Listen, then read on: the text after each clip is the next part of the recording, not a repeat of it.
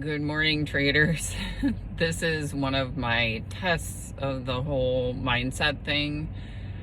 Last night I recorded a half an hour trading video and I saved it, and I don't know what happened, but somehow I deleted it. So I tried to record it again. I was getting tired. It just didn't go well. And one thing I've found is when I'm anxious and I'm trying to force things, the results don't end up well.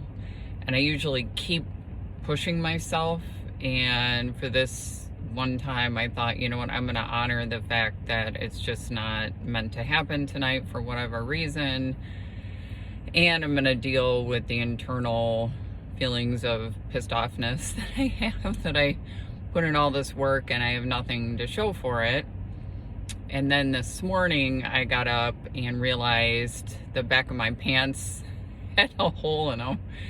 So I had to stop and get a sewing kit and sew my pants, and wasn't able to re-record the video. So I'm looking at this as a great chance to practice the whole mindset thing, mind over matter, thinking positive, and choosing to be grateful that I was able to find a sewing kit and sew my pants.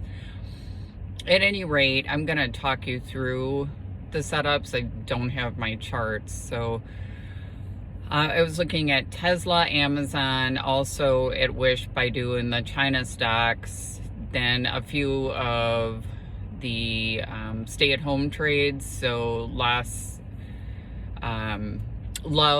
Airline, you know, the airline, LUV, RCL, all of these setups on the weekly chart look good. I just want to make the comment that, like Rob said in his video, on the monthly chart, we are off the chain exhaustion risk. So I do think with this being a short week, low volume, any buyers that do step in could likely push the markets higher, but just be aware we are living in exhaustion risk, as Rob likes to say. With these charts, I'm looking for a jump higher on the weekly. So one of the things you can do, like last week, Wish, for instance, broke on the weekly and then turned around and went back down. So what I'll do often is put a mark on the weekly chart and go down to, say, a 4-hour, and wait for it to break that weekly level and then come back and retest, and that is my entry.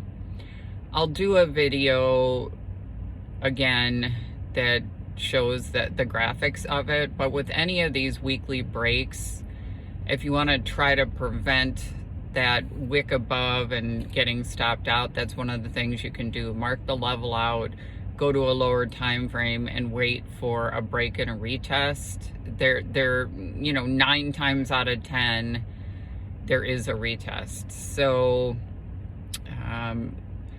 that's one thing. And then I also want to tell you, when you're looking at pre-market charts and entries that way, if I see that futures are way up going into pre-market, generally speaking, I'm looking for a bit of a sell-off at the open, and then I'll get in on a higher low.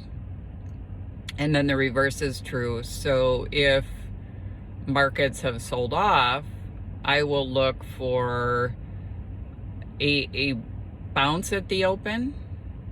So just, you know, it's almost like with markets, you have to think in opposites.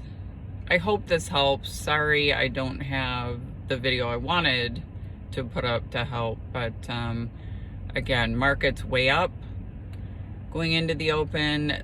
Likely directional pick out of the gate is typically down, and then I'll wait for a higher low.